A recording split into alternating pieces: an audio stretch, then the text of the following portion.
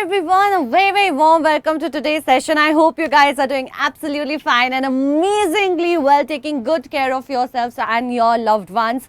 आज करने वाले हैं हम शुरू हमारा चैप्टर वाटर रिसोर्सेज का, जो कि काफ़ी इम्पोर्टेंट है, स्पेशली मैप वर्क के पर्सपेक्टिव से, पर थोड़ी थ्योरी भी हम यहाँ पे करेंगे discuss.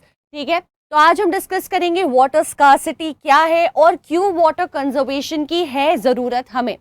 So let's get started with today's धमाकेदार, very interesting and informative session with me Ankana, your expert for social sciences at Imbibe. बहुत स्वागत है आपका. नमस्कार, सत श्री अकाल, bonjour, आदाब. Let's get started. So बच्चे, पानी कितना इम्पोर्टेंट है हमारी लाइफ में, वाटर और कितनी ज़्यादा उसकी स्कार्सिटी है, ये समझना बहुत ज़रूरी है. क्लास 7th में हमने वाटर चैप्टर पढ़ा हुआ है, इफ़ यू रिमेंबर, और उसमें हमने देखा है कि इन जनरल भी we have discussed it in science, in social science, in general awareness. हमें पता है that entire earth, right, if you look at the division of land proportionate to that of water, it will be very shocking for us to actually process कि water की scarcity हो सकती है, given the fact that more than 3/4 of the area surface of earth is actually covered with water, and only 1/4 is what land belongs to, what land holds, and both are kind of fixed. Ice age से लेकर के आज तक पानी का proportion change नहीं हुआ है. तो थोड़ा सा 7th वाले कॉन्सेप्ट को ब्रश अप करेंगे, बिकॉज वो रेलिवेंस हमारे लिए यहाँ पे स्टैब्लिश कर देता है. But before that let me quickly show you the topics that we are going to discuss. हम बात करने वाले हैं वाटर स्कार्सिटी इन इंडिया की, कंजर्वेशन और मैनेजमेंट इंडिया में हम कैसे करते हैं, कैसे इस प्रॉब्लम को एड्रेस कर रहे हैं हम. क्या इंडिया में हर जगह स्कार्सिटी है, given the fact that India is actually a peninsular land towards the southern portion, और northern portion is land of rivers, given the rivers originating from Himalayas, right. ट्राई रिवर का एक पूरा इंटरप्ले है. आपका इंडस है, आपका गंगा है, गंगा रिवर सिस्टम है, ब्रह्मपुत्र रिवर सिस्टम है, इंडस रिवर सिस्टम है.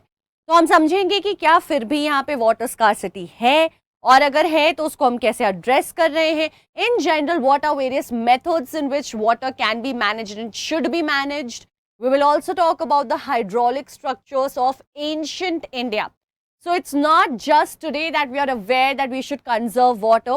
It looks like our ancestors have also had an idea कि भैया पानी को बचा कर रखना है, चाहे वो कितना ही इनफाइनाइट रिसोर्स क्यों ना हो. उनकी नॉलेज के हिसाब से उस वक्त फिर भी वो वाटर कंजर्वेशन किया करते थे, क्योंकि बारिश जो है नेचर की गिफ्ट, वो कहीं पे भी यूनिफॉर्म कभी भी नहीं रही है. So we have always had to take care of that. Followed by, we'll also talk about the dams for water conservation, one of the methods to conserve water. कई सारे डैम्स है जो हम घूमने जाते हैं, रिक्रिएशनल पर्पसेस के लिए जाते हैं, सीनिक ब्यूटी के लिए जाते हैं, लेकिन एक्चुअली उसका पर्पस क्या है? क्या ये बेन है या बून है हमारे लिए अच्छा है, या हमारे लिए ब्लेसिंग है, या हमारे लिए कर्स है? क्या ये प्रॉब्लम लेकर आती है? Because at the end of the day it's a man made structure. ठीक है, नेचर के साथ कहीं ना कहीं इंटरप्शन, कहीं ना कहीं थोड़ा सा दखल अंदाजी की जा रही है by humans. So would it impact, would it also have some negative impact और not? Will dwell into that, and then we will also look into the multipurpose projects introduction. ये वाला टॉपिक डिटेल में आप next session में करोगे मेरे साथ. ठीक है, तो चलिए इसी बात पे करते हैं शुरू. राजस्थान हम देखते हैं is one place which faces one of the biggest water challenges in India. Rajasthan एक ऐसी जगह है जो सबसे बड़ी वाटर चैलेंज लेकर के आ रही है इंडिया में. हमें पहले से पता है यार, राजस्थान इज रेगिस्तान. राजस्थान क्या है? हमारा रेगिस्तान है, और रेगिस्तान है, डेजर्ट है, तो वहाँ पे वाटर स्कार्सिटी तो वैसे ही रह चुकी है हमेशा से. प्लस क्लास 9th के क्लाइमेट चैप्टर में हमने पढ़ा है that because of the Aravallis, जो क्लाउड्स आपके साउथ वेस्ट मॉनसून वाले पूरी विंड्स आती हैं, वो अरावली ब्लॉक कर देती है, और ओरोग्राफिक रेन वेस्टर्न घाट्स में तो होते ही हैं, थोड़ी से कहीं ना कहीं पैरेलल टू अरावली हिल्स भी कॉज होती हैं. As a result of which, in general, Rajasthan receives very less amount of rainfall, not even above 30 centimeter every year. So we see कि इसकी वजह से लोग अक्सर earthen pots कैरी किया करते हैं and walk along long distances to fetch water. तो पानी जहाँ पे भी है, क्योंकि इतना फ्रीक्वेंटली मिलता नहीं है, रिसोर्सेज बहुत लिमिटेड हैं, तो लंबे लंबे डिस्टेंसेस लोगों को चलकर जाने पड़ते हैं. And the utensil that they usually carry would not be a typical steel का या कास्ट आयरन का utensil which we probably use in our daily lives, but what we find them using is मिट्टी का घड़ा, earthen pots हम देखते हैं लोगों को यूज करते हुए.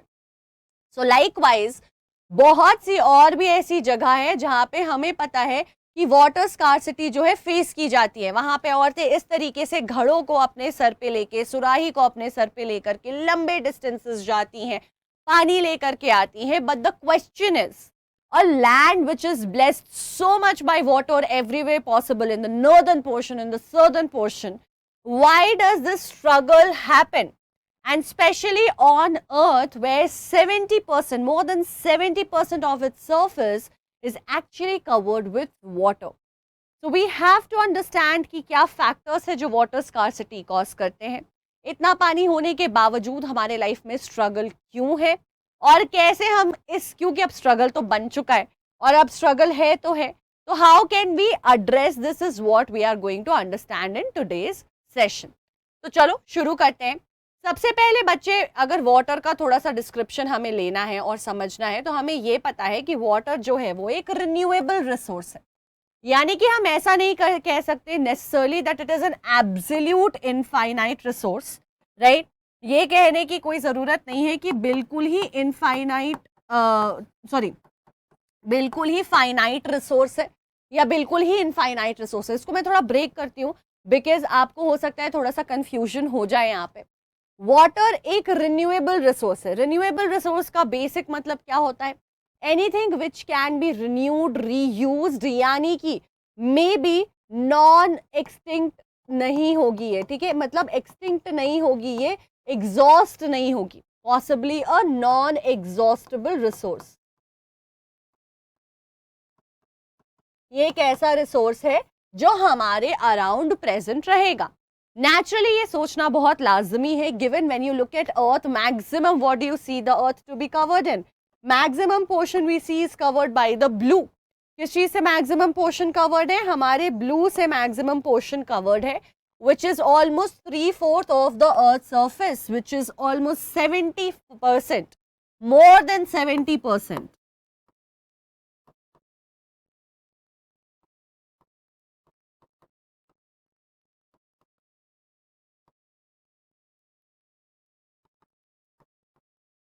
है ना, more than 70% of the Earth's surface is actually covered by water. But the point is that why do we still feel the scarcity then? Why do we still face the scarcity then? Because human needs क्या है? तो पहले देखो यार, water पे हमारी dependency कितनी ज़्यादा है, पानी कितना एसेंशियल है हमारे लिए. सबसे पहले आप कभी भी बीमार हो, इंडाइजेशन हो जाए या फिर छोड़ो कोल्ड हो जाए, है ना, कोल्ड जैसी बेसिक चीज़ भी हो जाती है, हमें क्या बोला जाता है? Stay hydrated. बहुत सारा लिक्विड लो, बहुत सारा पानी लो, इलेक्ट्रल, ORS, अलग अलग फॉर्म्स में वाटर को अपने बॉडी में भरते रहो. अर्थ की तरह हमारी बॉडी भी मैक्सिमम वाटर पोर्शन कंटेन करती है और उसको बनाए रखना है हमारी एनर्जी के लिए, वेलबींग के लिए, अच्छे बालों के लिए, अच्छे स्किन के लिए, अच्छे डाइजेशन के लिए. So water is very important. तो सबसे पहले पानी जो है वो हमारे ड्रिंकिंग पर्पसेस के लिए बहुत ज़्यादा इंपॉर्टेंट हो जाता है. उसके साथ साथ चाहे प्लांट्स हो या एनिमल्स हो, दोनों के लाइफ प्रोसेसेस को कैरी फॉरवर्ड करने के लिए भी पानी बहुत ज़रूरी है और इनका एग्जिस्टेंस इंसानों के लिए भी बहुत ज़रूरी है. एज बेसिक एज कंस्ट्रक्शन करना है तो भी कंक्रीट बन नहीं सकता है वाटर के बिना. वाटर का एक कंक्रीट वॉल खड़ा कर दिया तो उसके बाद भी हमें 2-4 बार उसको वाटर देना पड़ता है अच्छे से स्ट्रॉन्ग होने के लिए, ठीक है. फार्मिंग जैसी एक्टिविटीज़, यानी कि फूड की जो आपकी अवेलेबिलिटी है, फूड की जो ग्रोथ है, वो कैसे हो पाती है, क्यों हो पाती है? पानी की मदद से हो पाती है. पानी नहीं होगा तो हमारे पास फार्मिंग नहीं हो पाएगी, एग्रीकल्चरल एक्टिविटीज़ नहीं हो पाएंगी. तो इतनी बेसिक चीज़ों के लिए भी हमें पानी चाहिए होता है और पानी के बिना survival is not just difficult, impossible for humans. We won't be able to survive. So water की importance तो हमें बहुत ज़्यादा समझ आ रही है. अब हमें ये भी समझ आ रहा है कि इतना सारा पानी भी है हमारे लिए, लेकिन हमारे साथ पंगा कहाँ पे आ जाता है, हमारे साथ एक्चुअली में प्रॉब्लम कहाँ पे आ जाती है. हमारी बड़ी भसड़ वहाँ पे हो जाती है जहाँ पे हमें ये पता चलता है कि ये 70% पानी जो है इसका almost 97%, more than 97% is saline water. यानी कि मैक्सिमम ये वाटर जो है ये ओशंस और सी में है. ये कहाँ है?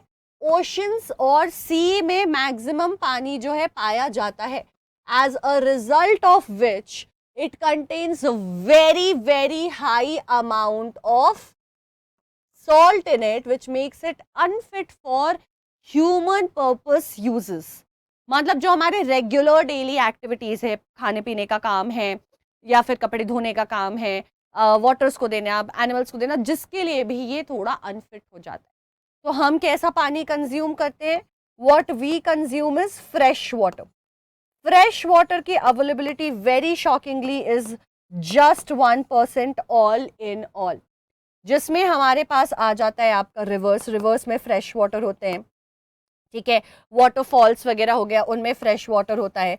ग्लेशियर्स, जो ये बहुत सारे इतने सारे आइस ग्लेशियर्स जमे हुए हैं, उनमें फ्रेश वाटर होता है. उसके बाद आपका लेक्स, पॉन्ड्स, ऐसे जो भी वाटर बॉडीज हैं, यहाँ पे आपको फ्रेश वाटर मिलता है. ठीक है, एटमॉस्फेयर में हमारा फ्रेश वाटर है, बहुत सारा आपका रेन वगैरह जो आता है उससे सर्कुलेट भी होता है. And more than that, water vapour के फॉर्म में जो प्रेजेंट है वो जब हमारे पास पानी बनकर आएगा तो वो हमारे लिए फ्रेश वाटर है. Now these are the sources which are actually fit for use of humans. तो यही वो स्मॉल पोर्शन है जो फ्रेश वाटर की तरह प्रेजेंट होता है. And as a result, because we can only use the portable water to drink and the fresh water for our uses. और पोर्टेबल वाटर क्या हो गया? ग्राउंड वाटर जो हो गया आपका, ग्राउंड वाटर में है, वो भी फ्रेश वाटर का एक सोर्स है. वाटर साइकिल से जो हमारे पास पानी पहुंचता है रेन से, वो फ्रेश वाटर है. ये सब बहुत लिमिटेड है, ये हमारे पास बहुत बहुत लिमिटेड संख्या में है, और ये सब हमने क्लास 7th में भी समझा हुआ है. अब यहाँ पे चैलेंज शुरू होता है. नेचुरली वो वाली बात हो जाती है कि water everywhere, not a single drop to drink. हर तरफ पानी होने से क्या होता है, जब उसका आप एक बूंद भी अपनी जुबान पर नहीं रख सकते हो, वो आपको फायदा से ज्यादा नुकसान कर जाएगा. तो ऐसा पानी हमारे काम का है ही नहीं. पूरी दुनिया में सिर्फ 1% है जिस पे पूरी दुनिया की पॉपुलेशन डिपेंडेंट है पानी के लिए, और वही पानी खाने से लेकर कपड़े धोने तक, कंस्ट्रक्शन तक, हर एक चीज में इस्तेमाल होता है. अब यहाँ पे क्या प्रॉब्लम आ गई? स्कार्सिटी. सबसे पहले तो इशू क्या आ रहा है बच्चे? सबसे पहले इशू आता है डिमांड एंड सप्लाई का.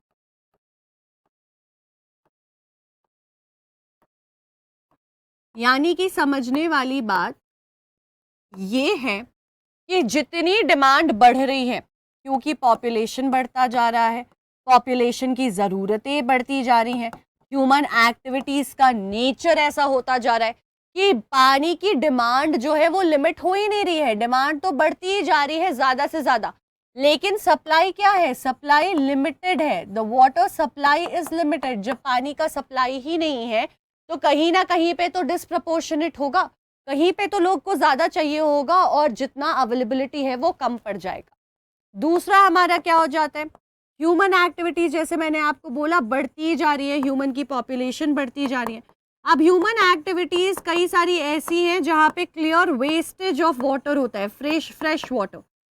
एक चीज हमें समझना ये है कि वाटर की डिस्ट्रीब्यूशन जो है, जो कि आपने क्लाइमेट चैप्टर में भी लास्ट ईयर पढ़ा है, distribution of water is not equal.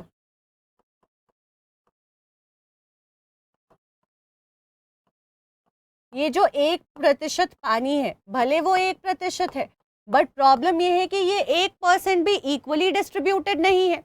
कहीं पे ये एक रिसोर्स है जो बहुत रिच है, और कहीं पे ये एक रिसोर्स है जो बहुत स्कार्स है.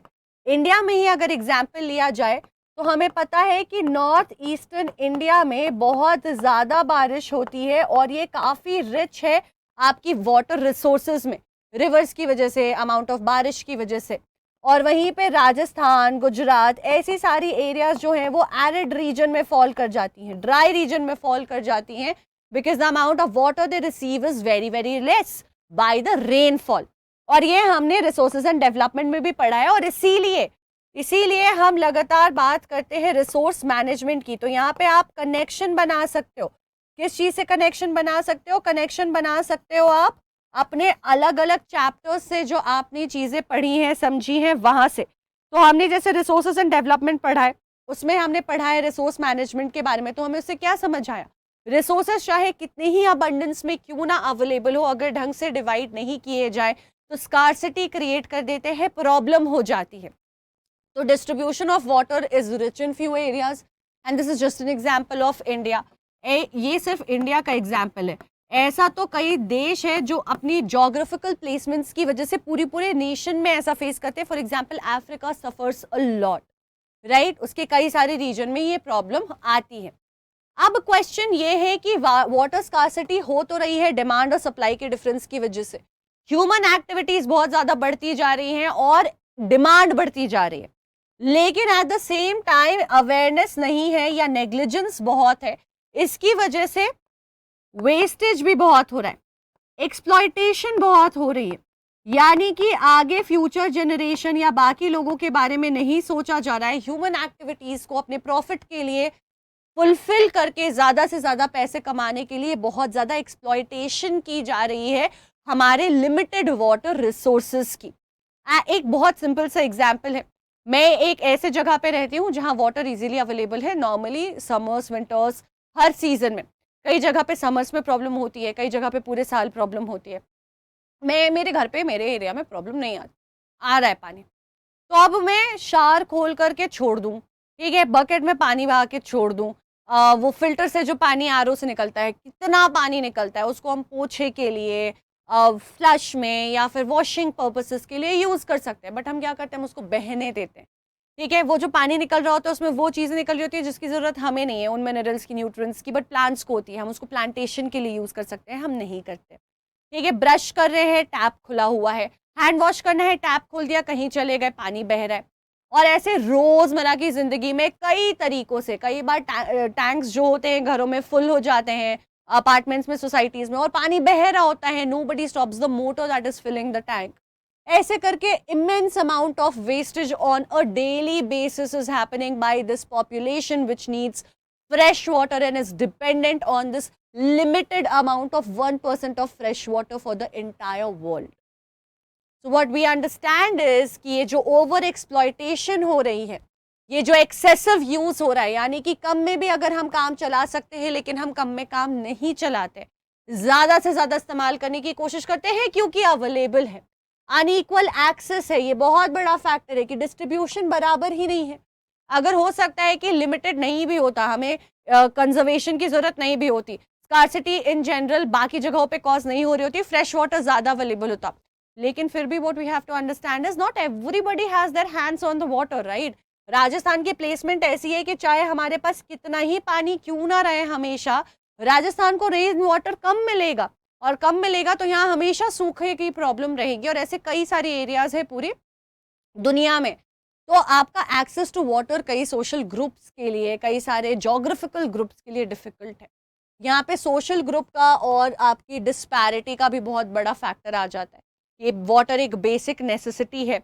जिन लोगों के पास पैसे हैं, जिन लोगों के पास अफोर्डेबिलिटी है, वो घर में बोरिंग करा लेते हैं, सप्लाई वाटर ले लेते हैं। वहीं पे कई सारे ऐसे लोग जिनके पास रिसोर्सेज नहीं है, पैसे नहीं है, are dependent on a public tap, जहाँ से जा करके आपको 2-2 बाल्टियाँ भरकर अपने घर पे लानी होती है और उसी से सारा काम करना होता है। तो उस जगह पे रहते हुए भी जहाँ पे पानी अवेलेबल है, स्कार्सिटी की प्रॉब्लम या वो सेम चीज़ें उन्हें फेस करनी पड़ती है। So we have to understand that there are multiple factors because of which the reach to the water is getting limited day by day for a lot of people in different areas of the country and the world.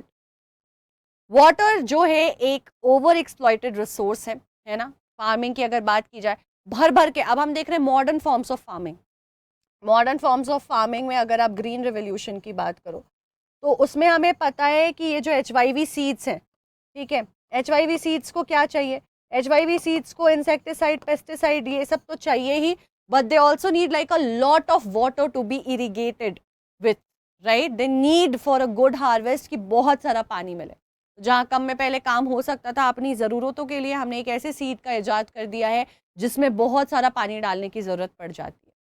तो resources ऐसे ही exploit हो रहे हैं irrigation areas में। अब वहीं पे कई सारे एरियाज़ हैं जहाँ पे ड्राई सीजन होता है, जहाँ पे इन जनरल पानी कम होता है, लेकिन पौधों को पानी चाहिए, प्लांटेशन को पानी चाहिए, भर भर के ज़मीन में बिल्कुल ग्राउंड वाटर टेबल जो है वो ख़त्म हो चुका है, फिर भी उसमें जो बचा है उसको निचोड़ के निकाल ले रहे हैं लोग। तो आप नेचर को हैम्पर कर रहे हो, ठीक है। कई जगह अगर सफिशिएंट अवेलेबिलिटी है भी तो भी हम देखते हैं क्योंकि क्वालिटी ऑफ वाटर ऐसा है, खारा पानी बहुत ज़्यादा आएगा, बहुत ज़्यादा बेसिक इन नेचर आएगा, ठीक है, बहुत ज़्यादा उसमें बेस आए। आप देखोगे कि बकेट में रखा है तो एक वाइट लाइन जम गई है, बहुत ही खारा है क्योंकि कड़ा है पानी। तो ऐसे सारी रीजंस की वजह से उस पानी को पीना, कंज्यूम करना मुश्किल हो जाता है, डिस्पाइट ऑफ द फैक्ट कि पानी अवेलेबल है, क्वालिटी नहीं है, या फिर सोशल डिस्पैरिटी है। तो यहाँ पे पानी होने के बावजूद जो ऐसे ग्रुप को बिलोंग करते हैं, जो एक्सेस अपने लिए क्रिएट नहीं कर सकते, उनके लिए फिर भी हमेशा वाटर स्कार्सिटी रहेगी। तो वाटर स्कार्सिटी क्या है, क्यों कॉज होती है और किन लोगों के लिए हो सकती है, वो हमने समझ लिया है यहाँ पे। Now we see that there are multiple other things that we have to keep in mind, right? Industrialization और urbanization जो है, अपॉर्चुनिटीज हमारे लिए बहुत क्रिएट कर रही है डेवलपमेंट की, बट डेवलपमेंट एक कॉस्ट पे आता है जहाँ पे हम कई बार नेचर से पे करवाते हैं उस कॉस्ट को। वी फोर्स नेचर टू पे for those things which is not good. Nature के ऊपर ज़्यादा बर्डन डालकर कभी भी आगे नहीं बढ़ना चाहिए।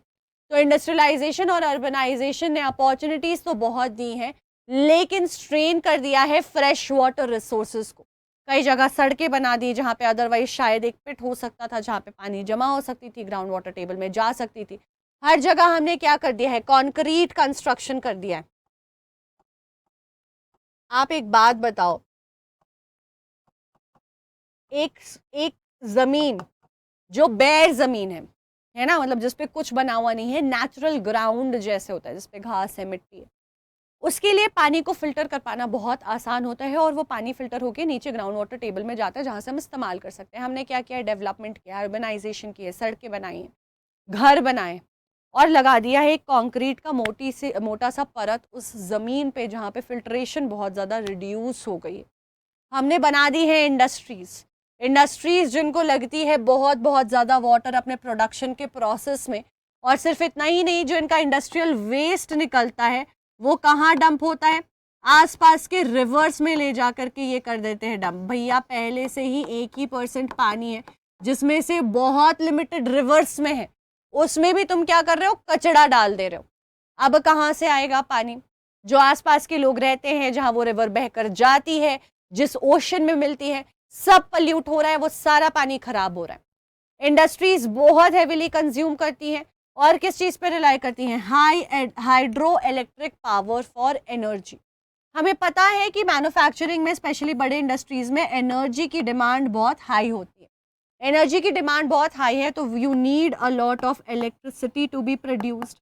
कोल की जगह हमने अब हाइड्रो इलेक्ट्रिसिटी, मतलब कंप्लीटली कोल पे बेस्ड अब हम नहीं करते जनरेशन, हाइड्रो इलेक्ट्रिसिटी पे स्विच कर रहे हैं, बट वहाँ पे भी तो वाटर यूज़ हो जा रहा है। अब हम देख रहे हैं कि वैसे ही अर्बन सेंटर्स बढ़ते जा रहे हैं, यानी कि शहर बढ़ते जा रहे हैं। पहले गांव ज़्यादा शहर कम थे, तो फार्मिंग होती थी, ज़मीनें खाली ज़्यादा होती थी। अब क्या है, शहर बढ़ रहे हैं, गांव कम हो रहे हैं, तो कंस्ट्रक्शन ज़्यादा हो रहा है। कंस्ट्रक्शन में जो कंजम्पशन है वो तो है ही, प्लस जो कॉन्क्रीट जंगल क्रिएट किया जा रहा है वो भी बढ़ता जा रहा है।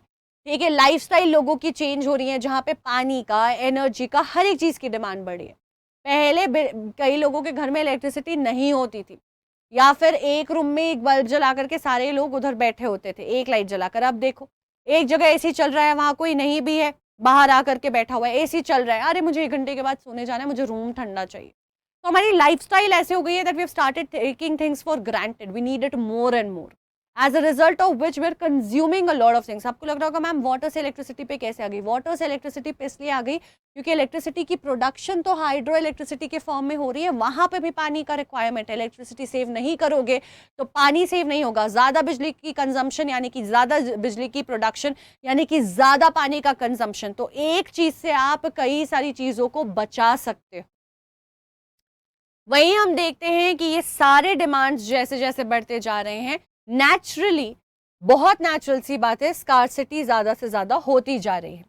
सोसाइटीज़ में, सिटीज़ में आप क्या देखते हो? एक्सप्लॉयटेशन हो रही है ग्राउंड वाटर टेबल का, डिप्लीट हो रही है फ्रेजाइल वाटर सोर्सेज। छोटी सी नदी बह रही है, यहाँ पे एक बैंगलोर में रहती हूँ मैं, there is a place called Bellandur lake. If you go into that lake, you can't even look at it. Lakes are supposed to be like very scenic and landscape and picturesque. आप उसको देखोगे आपको लगेगा ये क्या है, ये नाला है। आप उसको नदी नहीं नाला बोलोगे, ठीक है, लेक नहीं बोलोगे, नाला बोलोगे, ठीक है। ये हालत हो गई है। तो ऐसे जो छोटे पतले सोर्सेज ऑफ वाटर शहरों के बीच से बह रहे, पल्यूट कर दिया जा रहा है उन्हें। कंस्ट्रक्शन का मटेरियल जा रहा है, मैन्युफैक्चरिंग इंडस्ट्रीज का वेस्ट जा रहा है, इन सारी चीज़ों की वजह से आग लग जा रही है पानी में। That is what is happening, that is how polluted it is getting. अब वो एक छोटी सी लेक कितने सारे लोगों के लिए पानी ला सकती थी, अब वो इतनी पोल्यूटेड है कि उसका पानी पीने से बेहतर है कि आप जाने ही दो। तो अब उसको भी हमने बर्बाद कर दिया है। And this is just one of an example of one area of a big city. ऐसे कई सिटीज़ है, ऐसे कई देश हैं, ऐसे कई जगह है और ऐसे कई लेक्स, पॉन्ड्स, रिवर्स है जो इन देशों से, इन शहरों से बहते हैं और ये सेम फेट सफ़र करते हैं।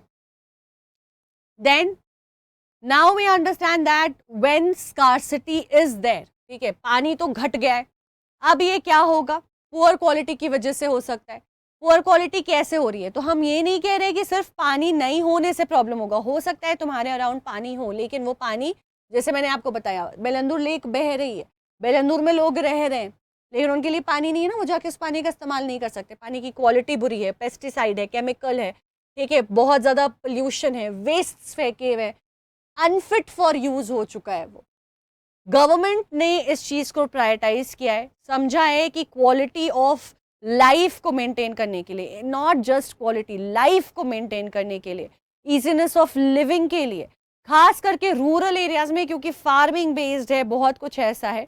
जल जीवन मिशन शुरू किया गया है जिससे they are trying to fix this problem and improve the quality of the water.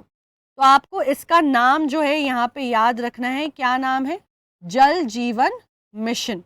जल जीवन मिशन की मदद से हम क्या कर रहे हैं? We are trying to improve the quality. So अगर आपसे पूछा जाता है कंजर्वेशन की तरफ का कोई स्टेप, तो आप यहाँ पे ये नाम भी बता सकते हो, ठीक है। आप क्या कर सकते हो? यहाँ पे जल जीवन मिशन का नाम बता सकते हो। इनका बहुत सिंपल सा पर्पस है कि भैया हर एक घर में, क्योंकि गांव में हम ज़्यादा देखते हैं कि दूर दूर तक रिसोर्सेज नहीं है, खास करके राजस्थान, गुजरात, इन सारे एरियाज़ का गांव अगर आप सोचोगे, या जहाँ पे बारिश कम होती है, औरतें बेचारी बहुत बहुत ज़्यादा लंबा डिस्टेंस चल कर जाती हैं पानी लाने के लिए। तो अब ये कोशिश कर रहे हैं कि 55 लीटर्स पर कैपिटा पर पर्सन हर दिन पोर्टेबल पाइप्ड वाटर पहुँचा सके, क्योंकि शहरों में टेक्नोलॉजी ज़्यादा है, सप्लाई का सिस्टम है, टैप्स वगैरह हर जगह इंस्टॉल्ड है, जो कि विलेजेस में प्रेजेंट नहीं होते, तो उनकी लाइफ बहुत डिफिकल्ट हो जाती है। कहीं किसी, मान लो ये विलेज है, अब हो सकता है यहाँ पे क्लस्टर में कुछ लोग रह रहे हो, ठीक है, अब यहाँ पे क्या है, पानी का सोर्स यहाँ पे बहुत दूर है, यहाँ या नहीं है, तो अब इनके लिए यहाँ से पानी ला पाना और सर्वाइव कर पाना बहुत डिफिकल्ट हो जाता है। What they are saying is कि हर एक बंदे पे आप 55 लीटर का खर्च होता है हर दिन, ठीक है, हम आपके घर में 55 लीटर तक पानी पहुँचाने की कोशिश करेंगे, ठीक है, और ये पोर्टेबल वाटर होगा, यानी कि fit for drinking, fresh water which you can use anytime otherwise. So on that note, I have a question for you guys. आपको ये क्वेश्चन देखना है और इसका जवाब कमेंट सेक्शन में देना है। सेशन के 24 आवर्स के बाद सारे क्विज क्वेश्चंस जो यहाँ सेशन में आने वाले हैं, उनका जवाब मैं कमेंट में लिख करके पिन कर दूंगी, तो आप अपने कमेंट को वेरीफाई कर सकते हो। I will also be reading your answers, so I can give you a thumbs up if your answers are correct. तो क्वेश्चन है, वाटर स्कार्सिटी कैसे कॉज होती है? Growing population, intensive industrialisation, rapid urbanisation, या फिर all of the above? Just have to think which is the correct answer and name it in the comment section. याद रखना, chat में नहीं बोल रही हूँ, कमेंट जो सेशन देखने के बाद आपके लिए ओपन होगा वहाँ पे इन क्वेश्चंस का जवाब आप देकर जाओगे.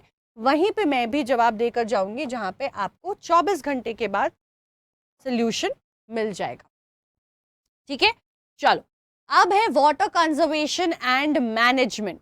तो अगर हम बात कर रहे हैं कि पानी कैसे कंजर्व कर सकते हैं, क्योंकि यार इतनी कहानी हमने कर ली कि पानी की स्कार्सिटी है, पानी की स्कार्सिटी क्यों है, स्कार्सिटी से क्या प्रॉब्लम्स हो सकते हैं, हमारी यूटिलिटी कितनी है पानी की, हमारी डिपेंडेंसी कितनी है पानी पे. तो भैया ये सब तो कहानी हो चुकी है. सोल्यूशन बताओ. अगर प्रॉब्लम है तो सोल्यूशन भी होगा. अगर हमने किया है तो हम उसको रिजॉल्व भी कर सकते हैं. हमारी वजह से हुआ है तो उसको फिक्स भी हमें करने की रिस्पॉन्सिबिलिटी है. तो वहाँ से आता है आपका idea of water conservation and management. तो ये वही वाली चीज़ हो गई कि यार रिसोर्सेज लिमिटेड है और जो रिसोर्स लिमिटेड है उसको मैनेज तो करना होगा, उसको बचा कर चलना होगा. आपको सिर्फ पर्सनल इंटरेस्ट नहीं देखना है, आपको बाकी लोगों का इंटरेस्ट भी देखना होगा. तो जो नीड ऑफ द आवर है वो है कंजर्व करने की पानी को और मैनेज करने की हमारी वाटर रिसोर्सेज. ठीक है, वाटर रिसोर्सेज लिमिटेड है, स्कार्सिटी हो चुकी है, लोगों की ज़िंदगी में प्रॉब्लम्स आ चुकी हैं, एक्सप्लॉयटेशन फिर भी बढ़ रही है. ठीक है, बर्डन बहुत ज़्यादा हो चुका है. अब ये हर एक चीज़ किस तरफ इशारा करती है, fix this problem. That is all the time nature is telling us. What we need to do is figure out कि इस वक्त हम क्या स्टेप्स ले सकते हैं जिससे ये प्रॉब्लम हो जाए साफ. To safeguard ourselves from health hazards. क्यों करना चाहिए? चलो अब ये सवाल आ सकते हैं कि ठीक है, मान लो कि यार इतना पानी तो है, ह्यूमन लाइफ तो बहुत अलग रीजन से भी एक्सटिंक्ट हो सकती है, हमारे पास जितना पानी है हम उसमें काम चला लेंगे. Why should we do it? Why do we need to conserve water?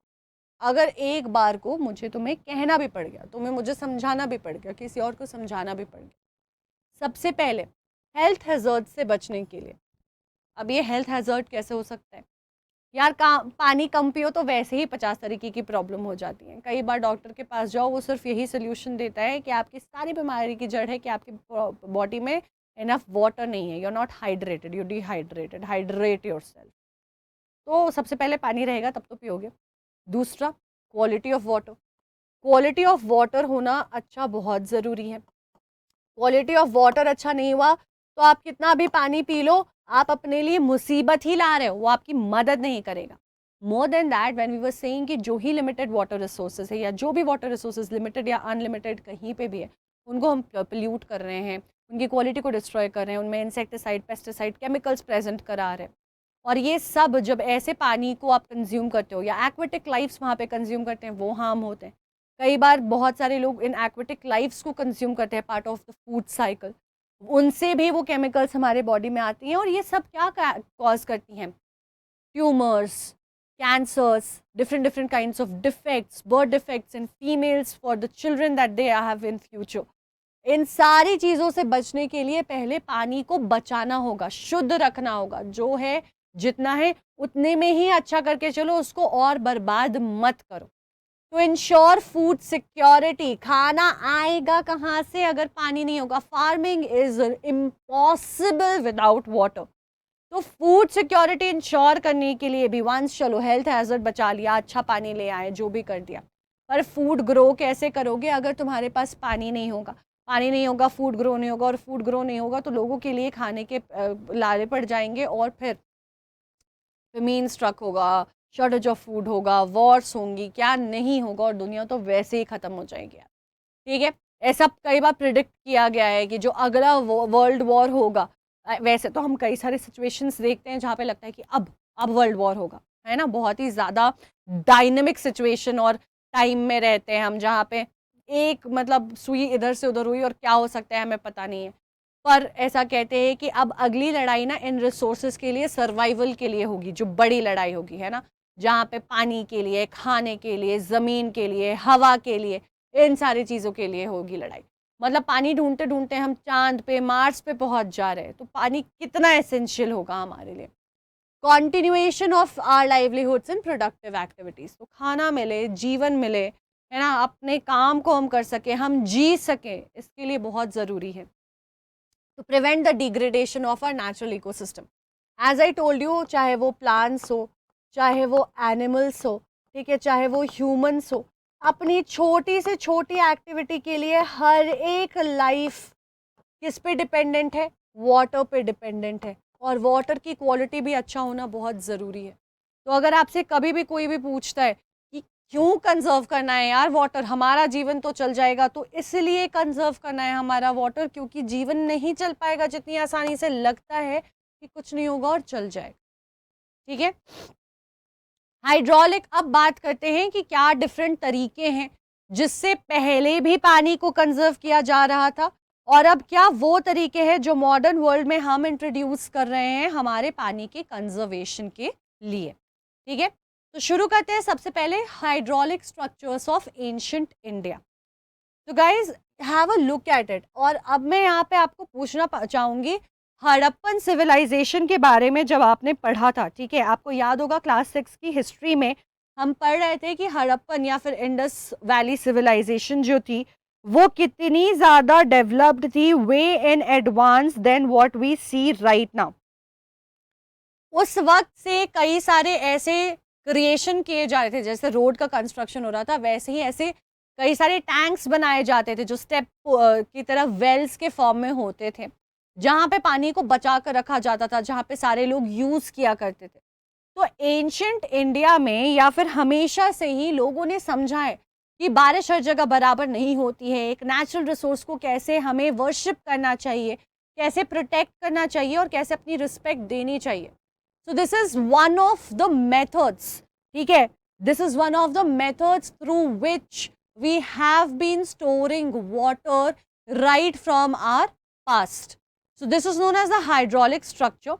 तो अगर बात की जाए कि कब से कहाँ से हो रही है, तो फर्स्ट सेंचुरी से बात करें हम, आप समझ रहे हो, first century, and that too before Christ. उस वक्त श्रृंगावेरपुरा जो इलाहाबाद के पास थे, had a sophisticated water harvesting system जो चैनलाइज करती थी फ्लड वाटर को रिवर गंगा के।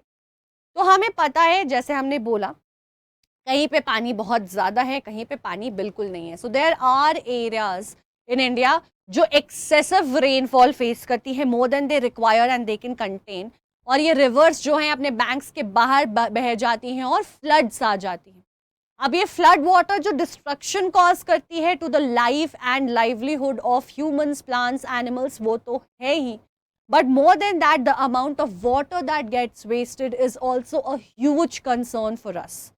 और इस बात को आज से हजारों साल पहले ही रियलाइज कर लिया गया था, फर्स्ट सेंचुरी बीसी में इलाहाबाद में, जब ये समझ लिया गया कि भैया गंगा जो है वो बहती है ज़्यादा ऊपर चढ़ करके हमेशा जब बारिश होती है, और पहले तो बारिश भी ज़्यादा होती होगी, नदियों में पानी भी ज़्यादा होता होगा, तो फ्लड आना काफ़ी आसान था। अब ये पानी जो निकल रहा है ये डिस्ट्रक्शन कॉज कर रहा है, जिससे हमें पॉपुलेशन को बचाना है, और साथ ही साथ पानी भी यहाँ पे जो है डिस्ट्रॉय हो रहा है, उससे भी हमें यूटिलाइज करना है। What he started doing was, उन्होंने पानी को हार्वेस्ट करने का, बचाने का एक बहुत सोफिस्टिकेटेड, बहुत ही बढ़िया तरीका निकाला। During the time of Chandragupta Maurya dams बनाए गए, lakes and irrigation systems extensively build की गई थी। तो हमें आखिर ये क्यों पढ़ाया जा रहा है, इसका पर्पस क्या है?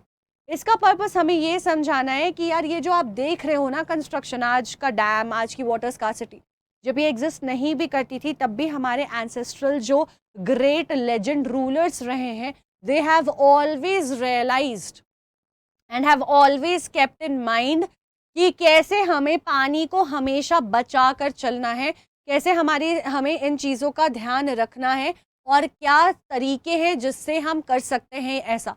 तो इरिगेशन सिस्टम भी बहुत सिस्टमैटिक तरीके से बनाया गया है। डैम्स की कंस्ट्रक्शन चाहे वो इतनी मॉडर्न फॉर्म में क्यों ना हो, लेकिन पहले भी करी जाती थी। ठीक है, तो अगर हम बात कर रहे हैं हाइड्रोलिक स्ट्रक्चर्स की, तो हाइड्रा का मतलब ही होता है पानी। So we are talking about all the various structures जो एंशिएंट टाइम में हमारे लिए यूटिलाइज किए गए हैं। ठीक है, वैसे ही हमें एविडेंस मिला है बहुत ही sophisticated, very well advanced and researched आपका इरिगेशन वर्क्स का, जो डिस्कवर किया गया है कलिंगा में। ठीक है, वहीं पे आप मतलब उड़ीसा की अगर बात करें, आंध्र प्रदेश के नागार्जुना कोंडा में, बेनूर में कर्नाटका में, कोल्हापुर में महाराष्ट्र में, यानी कि पास्ट में हर जगह इसको एक बहुत एक्टिव पार्ट ऑफ लाइफ की तरह प्रैक्टिस किया जाता था, एडमिनिस्ट्रेशन की तरह कंस्ट्रक्शन में प्रैक्टिस किया जाता था। 11th सेंचुरी में Bhopal lake is one of the largest artificial lakes of its time was constructed. Artificial lake क्यों बनाते हैं कि एक नदी में ज़्यादा पानी आ रहा है तो वहाँ से निकाल दो, ठीक है, कहीं पे रख दो जहाँ पे एक वाटर रिसोर्स भी अवेलेबल हो जाए, पानी की हार्वेस्टिंग भी हो जाए, कंजर्वेशन भी हो जाए। और ये 11th सेंचुरी में, आज से 10 सेंचुरी पहले बच्चे, 1000 साल पहले ही इसका आपका कंस्ट्रक्शन कर दिया गया था। आज के डेट में अगर हम सोच रहे हैं तो ही हमें इतनी अमेजिंग लगती है बात। 11th सेंचुरी में they figured it out and they understood the necessity and requirement of it. 14th century में इल्तुतमिश ने बिल्ड किया था टैंक हौस खास दिल्ली में, जहाँ हम घूमने जाते हैं, जहाँ रॉकस्टार की शूटिंग हुई है, ठीक है, to provide water supply to the Siri fort area, क्योंकि वहाँ पे दिक्कत आती, तो वहाँ से ही उन्होंने सेट कर दिया सब। तो इसी बात पे एक दूसरा क्वेश्चन आपके लिए लेकर आ गई हूँ मैं। The tank in dash Delhi was constructed by sultan Alauddin Khilji for the supply of water to the dash fort area. तो किसकी बात करें हम, हौस खास सिरी, रेड फोर्ट या फिर कुतुब मीनार?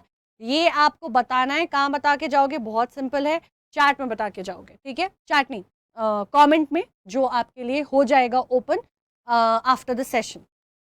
अब बात करते हैं डैम्स। तो डैम्स क्या होती हैं? डैम्स हम सुनते हैं कि ये डैम, वो डैम, ये डैम घूमने जाना है, ठीक है, मतलब झारखंड से हूँ मैं, झारखंड में बहुत सारे डैम्स हैं, हम हमेशा घूमने जाते रहते हैं। पर आखिर डैम्स हैं क्या? उनका पर्पस क्या है? क्या ये फ़ायदे के लिए है? क्या ये नुकसान के लिए? Are they really serving the purpose they are meant to serve? तो समझते हैं डैम्स क्या होता है। पानी बह रही है, बहता हुआ पानी है।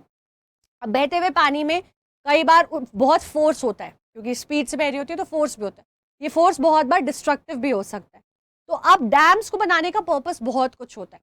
कई बार नदी ओवरफ्लो करती है फ्लड वाटर से या रेन वाटर के टाइम पे, तो उस एक्स्ट्रा पानी को आप निकाल कर पहले ही साइड कर देना चाहते हो कि वो आगे इस्तेमाल भी हो और कोई डिस्ट्रक्शन कॉज ना करे, तो आप डैम्स बनाते हो, ठीक है। डैम क्या है? बेसिकली बांध, हिंदी में बांध बोलते हैं इसे, ठीक है।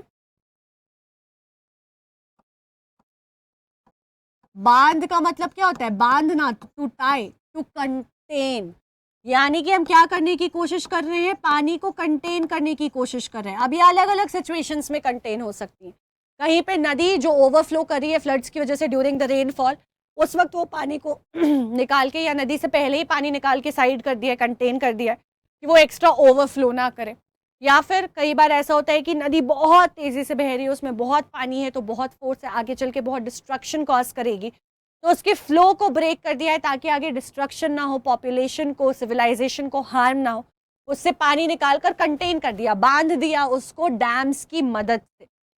सो डैम एक बेसिकली बैरियर होता है, ठीक है, एक बांध होता है, एक ऑब्स्टिकल जैसा होता है, एक रुकावट जैसा होता है जो फ्लोइंग वाटर में क्रिएट किया जाता है। अब ये अलग अलग तरीके से होता है और अलग अलग पर्पसेस के लिए होता है। कई बार पानी को बहने से रोकने के लिए होता है कि बहने ही नहीं देना है, यहीं पे रोक देना है, सारा पानी यहीं रहेगा। कभी कभी रीडायरेक्ट करने के लिए, यानी कि मान लो अगर नदी ऐसे बहकर आ रही है, हो सकता है अब यहाँ पे बहुत सारे घर हैं, यहाँ पे दिक्कत आएगी, तो इसको हमने क्या किया, यहाँ पे डैम बनाकर बांधा और अब इसको रीडायरेक्ट कर दिया इस डायरेक्शन में कि पानी बहता रहे, अब इधर ना जाए, यहाँ पे हमें ज़रूरत है जगह की, ये रीडायरेक्ट हो जाएगा। या फिर रिटार्ड द फ्लो, फ्लो को रोकने के लिए, फोर्स को रोकने के लिए, ठीक है। कई और ये कैसे होता है? क्रिएटिंग अ रिजर्वॉयर, लेक और एन इम्पाउंडमेंट। तो आप क्या करते हो, अब जब ये पानी को रोक रहे हो, रीडायरेक्ट करो, रीडायरेक्ट कर रहे हो तो एक नया फ्लो बना दोगे, हो सकता है। या फिर हो सकता है आप एक रिजर्वॉयर बनाओ, यानी कि एक ऐसा बड़ा सा टैंक, एक ऐसा बड़ा सा कंटेनर बनाओ जहां पे ये पानी को कंटेन किया जा सके, ठीक है। या तो आप एक नया लेक बना देते हो, यहाँ से जो पानी थोड़ा सा निकाला है ये दूसरी जगह ओवरफ्लो करेगा। या फिर एक इम्पाउंडमेंट बना देते हैं हम। Dam refers to the reservoir rather than the structure. तो अब ये स्ट्रक्चर है, यहाँ से पानी निकल के आ रहा है और फिर यहाँ कहीं रिजर्व हो रहा है। तो जब हम डैम स्पेसिफिकली रेफर कर रहे हैं, टेक्निकली इस रिजर्वॉयर को रेफर करते हैं, not the entire structure that the dam is built for and about. अब डैम्स के साथ ऐसा है कि यूजेस बहुत सारी हैं और बहुत तरीकों से ज़रूरत पड़ती है इसकी। आपने कई बार देखा होगा कि कई जगह जहाँ पे पानी की कमी होती है वहाँ पे बहुत ज़्यादा डैम का कंस्ट्रक्शन किया जाता है एंड ऑफ कोर्स उस पानी को जब गर्मी आती है, जब सूखा पड़ता है, बारिश इनफ नहीं होती है, वहीं से पानी निकाल करके इस्तेमाल किया जाता है। ठीक है, तो डैम्स जो बिल्ट होती हैं उनका इस्तेमाल क्या है? To impound rivers and rain water that can be used later to irrigate. तो अभी हमने पानी जमा कर लिया है, ठीक है, एक इनक्लोजर में। इम्पाउंडमेंट का मतलब क्या है? एक इनक्लोजर है, एक बंद वाटर बॉडी हमने बनाई है, एक रिजर्वॉयर हमने बनाया है, उसको हमने वहां जमा कर दिया है। फिर ये अक्यूमुलेटेड पानी जो हमारा रिजर्वॉयर में है उसको हम आगे इस्तेमाल करते हैं जब भी हमारे पास ज़रूरत हो, चाहे वो फ्लड को कंट्रोल करने के लिए हो, या सूखे को अवॉइड करने के लिए हो, या एग्रीकल्चर पर्पसेस से इरिगेशन के लिए हो। उस रिजर्वॉयर से, उस इम्पाउंडमेंट से हम निकाल लेंगे पानी। इलेक्ट्रिसिटी जनरेशन के लिए अब क्या होता है, डैम्स अभी जैसे आपने यहाँ पे देखा, ठीक है, उसमें भी है, यहाँ पे देखो कितनी हाइट से पानी गिर रहा है। डैम जब आप खोलते हो, बांध रिजर्वॉयर खोलते हो, तो इंक्लिनेशन होती है और बहुत तेजी से सारा पानी बहुत फोर्स के साथ निकल रहा होता है। ठीक है, यहाँ पे भी आपको दिखेगा, ये देखो कितनी तेजी से हो रहा है, राइट। अब ये क्या है, इसमें बहुत फोर्स है, बहुत एनर्जी है। इस एनर्जी को चैनलाइज करके हम इलेक्ट्रिसिटी प्रोड्यूस कर सकते हैं। तो इस इलेक्ट्रिसिटी जनरेशन के लिए कई बार हम जो है डैम्स खुद से बनाते हैं कि आगे चलकर हम इलेक्ट्रिसिटी जनरेट करेंगे।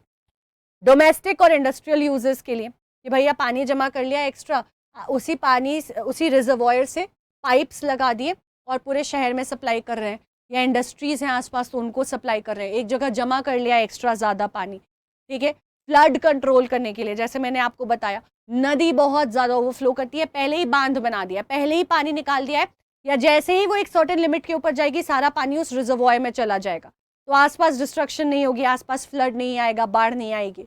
And apart from that recreational purposes के लिए, घूमने फिरने, सैर सपाटे के लिए कुछ सुंदर डैम का कंस्ट्रक्शन कर दिया।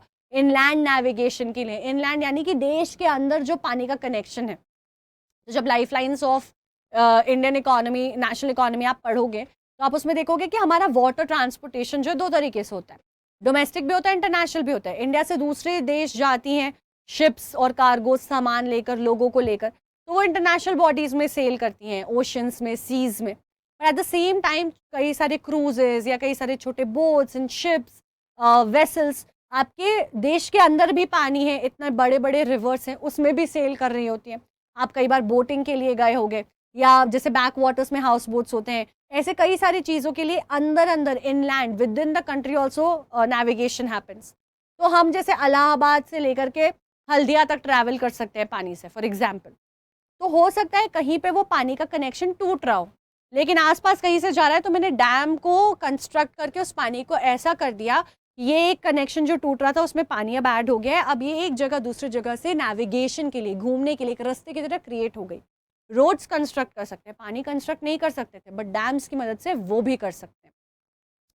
ठीक है, फिश ब्रीडिंग, मछली पालना, ठीक है, पिसी कल्चर जो हमने पढ़ा है उसके लिए। तो एग्जाम्पल क्या है, अब ये देखो, आपको डैम्स को ही स्पॉट करने आता है मैप पे, तो रिवर्स के साथ थोड़ा सा याद कर लो, थोड़े रेफरेंस से, यहाँ पे ध्यान से पढ़ोगे तो मैप वर्क भी आराम से हो जाएगा। तो हमारे पास सतलज ब्यास रिवर बेसिन पे भाखरा नंगल डैम है, जो कि दोनों पावर प्रोडक्शन के लिए और इरिगेशन दोनों पर्पसेस के लिए यूज़ होती है। तो इसके पहले हमने देखा ना कि हर एक डैम के अलग अलग पर्पसेस, अलग अलग यूटिलिटी होती है।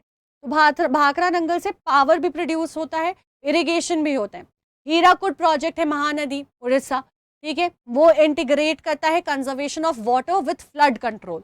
तो पानी को बचाया जा रहा है यहाँ पे डैम में, और जो महानदी रिवर से आ सकता है बाढ़ वहाँ उस एरिया में, उससे आसपास के एरिया को भी बचाया जा रहा है। तो इसी बात पे आ जाता है आपके लिए एक अगला सवाल, डैम जो है महानदी बेसिन का, उस पे कौन सा, महानदी बेसिन पे जो डैम है उसका नाम क्या है? हीराकुड, भाखरा नंगल, टेहरी या फिर नागार्जुना? इसका जवाब दे देना कमेंट सेक्शन में। अब फाइनली हम थोड़ा सा इंट्रोडक्शन कर लेते हैं हमारे नेक्स्ट आने वाले सेशन के टॉपिक से। थोड़ा सा हम इसको अभी एड्रेस करेंगे, बाकी हम दूसरे सेशन में करेंगे। सो आप देख सकते हो कई सारे मल्टीपर्पज प्रोजेक्ट्स होते हैं। देखो बच्चे, ये डैम का कंस्ट्रक्शन है, एज यू कैन सी ये हमारा रिजर्वॉयर है, ठीक है, यहाँ से हम फ्लो कर सकते हैं, रिलीज कर सकते हैं पानी को। तो how cool is it, right?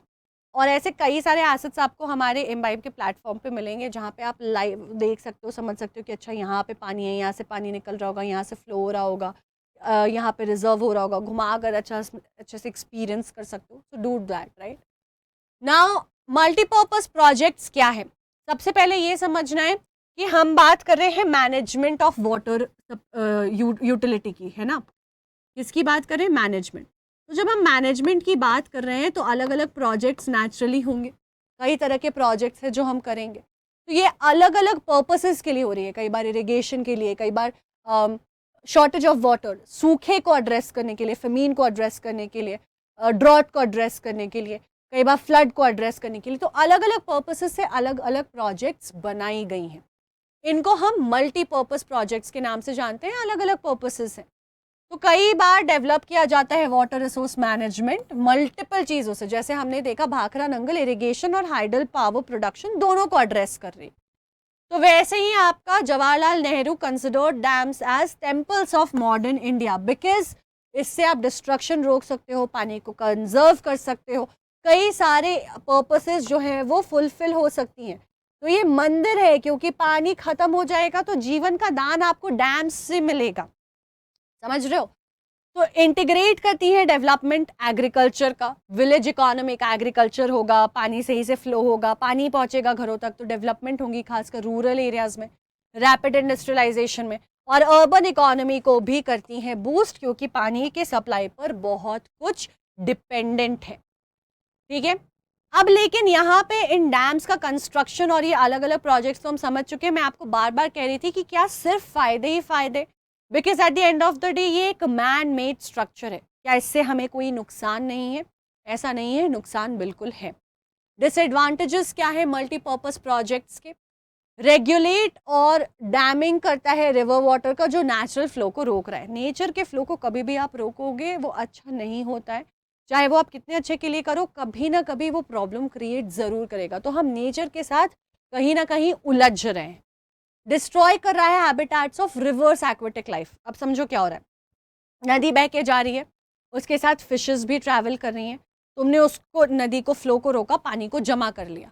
अब कुछ फिशेस जो गई नहीं गई, क्या हुआ, आगे कैसे सर्वाइव करेंगी? वो लिमिटेड फिशेस हैं। अब एक्वेटिक लाइफ की भी एक अपनी साइकिल होती है, बड़ी मछली छोटी मछली को खाती है, छोटी मछली घास खाती है। अब ये सारा साइकिल ब्रेक हो जाता है तो एक्वेटिक लाइफ डिस्टरप्ट होती है, कई सारे आपके जो स्पीशीज़ है एक्सटिंक्ट होते हैं, हैम्पर होते हैं, उनकी पॉपुलेशन ख़राब होती है। ठीक है, fragments rivers make it difficult for aquatic fauna to migrate. Migration हमें पता है कि भैया अलग अलग सीज़न में मछलियाँ चिड़ियाँ सब अपने एक रीजन से, वार्म से कोल्ड, कोल्ड से वार्म, जहाँ भी जाना होता है अपने हिसाब से जाती हैं, और उसके लिए रास्ता तो होना चाहिए। क्या हो रहा है, माइग्रेशन में चिड़ियों को भी प्रॉब्लम हो रहा है। पहले जंगलों से होकर जाती थी, अब इतना बड़ा शहर है कि वहाँ से उनको माइग्रेट करने में प्रॉब्लम होती है, which leads to their death also. एक नेचुरल प्रोसेस है जिसको डिस्टर्ब कर दिया है हमने।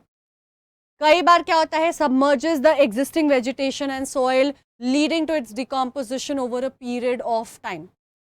पानी में दबे दबे खराब हो जाती हैं चीज़ें, सॉइल की क्वालिटी खराब हो जाती है, डिग्रेड हो जाती है। Anything in excess can be bad, it's not always good.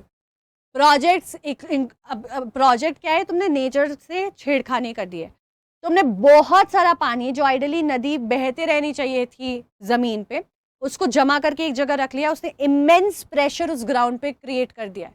It can lead to multiple kinds of natural disasters, earthquake, जो कि वाटर अर्थक्वेक जैसी चीज़ें हो सकती हैं कि भैया पूरा डिसबैलेंस कर दिया है, अर्थक्वेक हो गया। पानी जमा है एक जगह, फ्रेश वाटर नहीं रह गया है, अब वो हो सकता है कि कंटैमिनेट हो रहा हो, तो उससे होने वाली पानी से कई सारी डिजीजेस उसमें उपज जाती हैं, पेस्ट उसमें पड़ जाते हैं, पल्यूट हो जाता है, ख़राब हो जाता है, कंटैमिनेट हो जाता है। डिजीजेस नहीं भी हो तो अनफिट हो जाता है, ऐसी सारी प्रॉब्लम होती हैं। डैम जब खुलता है तो जो आसपास की पॉपुलेशन होती है उसमें पूरा पानी भर जाता है। हालांकि हम फ्लड से बचाने के लिए कर रहे हैं, लेकिन कई बार जब बांध खोला जाता है तो वही पानी वहाँ पे लाया जाता है, उसके पास कोई नहीं रह सकता, और जो रहता है उसे डिस्प्लेस करना पड़ता है। यानी कि उन लोगों की लाइफ जो आसपास रहते हैं वो भी पूरी डिस्टर्ब और डिस्टर्ब हो जाती है। ठीक है, तो एनवायरमेंटल मूवमेंट्स बहुत सारे हो रहे हैं इन प्रोजेक्ट्स के अगेंस्ट।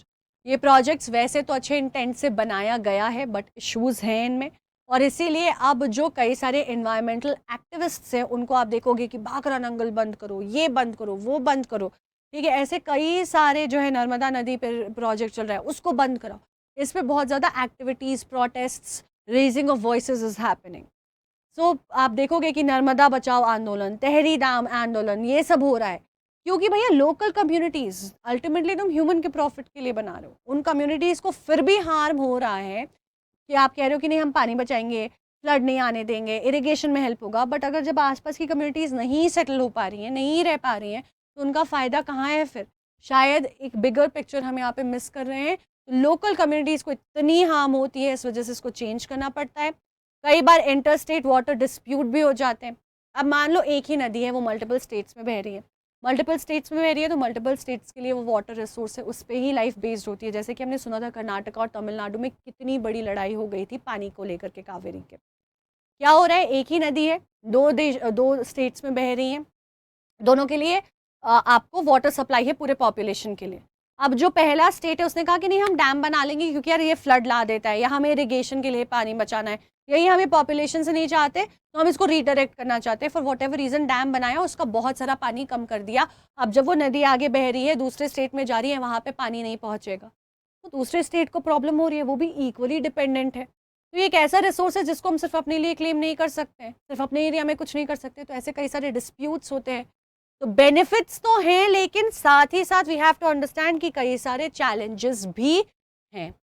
ठीक है, तो इसी के साथ हमारा last quiz question of today's session, which is who consider dams as temples of modern India? Rajendra Prasad, Subhash Chandra Bose, Jawaharlal Nehru या महात्मा गांधी? नाम आप मुझे चैट में बताकर चले जाओ। तो थोड़ा सा इन आंदोलन के बारे में समझ लेते हैं। नर्मदा बचाओ आंदोलन कहाँ हो रहा है? नर्मदा नदी पे, जो आपका गुजरात में है। नर्मदा को बचाने के लिए एक एनजीओ ने इसको मतलब सेव नर्मदा मूवमेंट, एक एनजीओ है, उसने ये मूवमेंट चालू की है। होता ये है कि जब भी ये बांध खुलता है तो आसपास के रहने वाले जितने ट्राइबल्स हैं, फार्मर्स हैं, खासकर क्योंकि रूरल एरिया थोड़ा हो जाता है, तो थोड़ी पुअर फार्मिंग, एग्रीकल्चर, ट्राइबल वाली पॉपुलेशन आपको ज़्यादा मिलती है। एनवायरमेंटलिस्ट्स, ये सारे लोग अब इसके अगेंस्ट मोबिलाइज हो रहे हैं, क्योंकि ये जितनी भी लाइफ है, जितनी भी पॉपुलेशन है, जब भी बांध खुलता है पूरी डिस्टर्ब और डिस्टर्ब हो जाती है। तो अब ये सीधा कह रहे हैं कि सरदार सरोवर डैम जो नर्मदा पे बन रहा है नहीं बनेगा।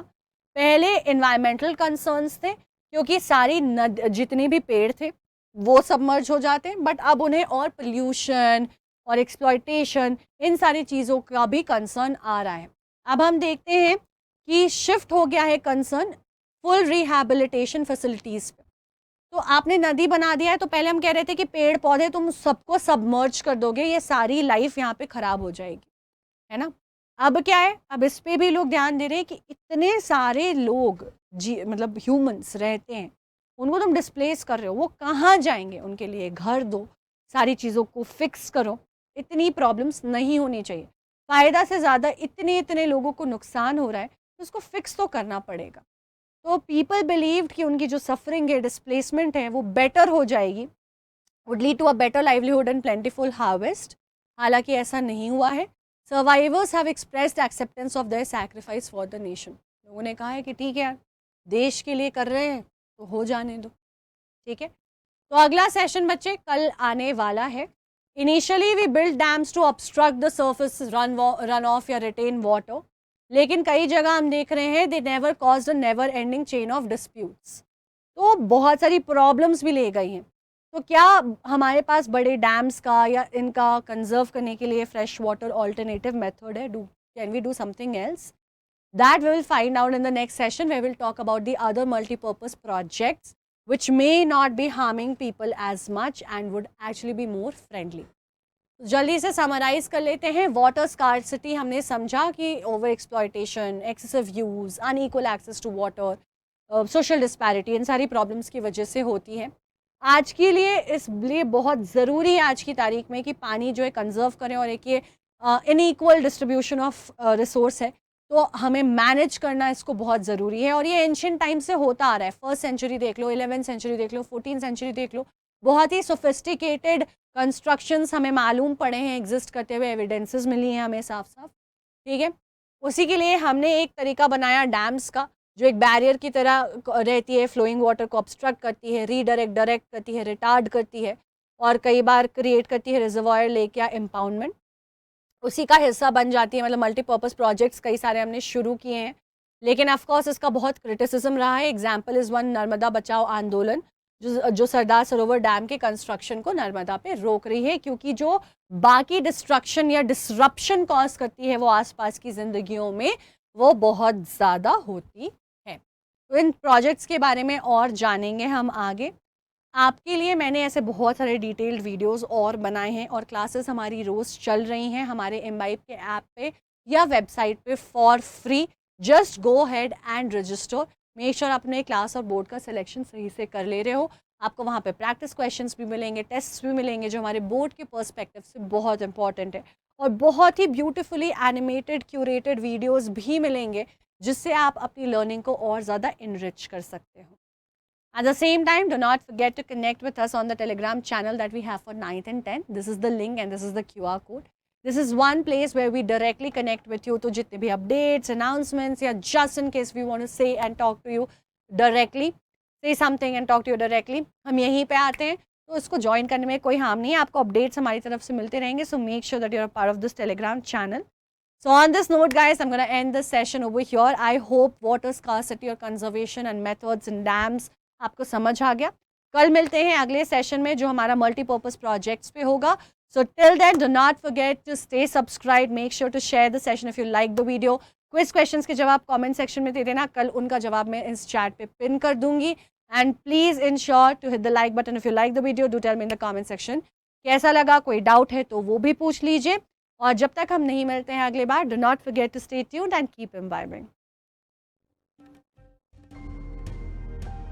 Keep imbibing. We believe in you.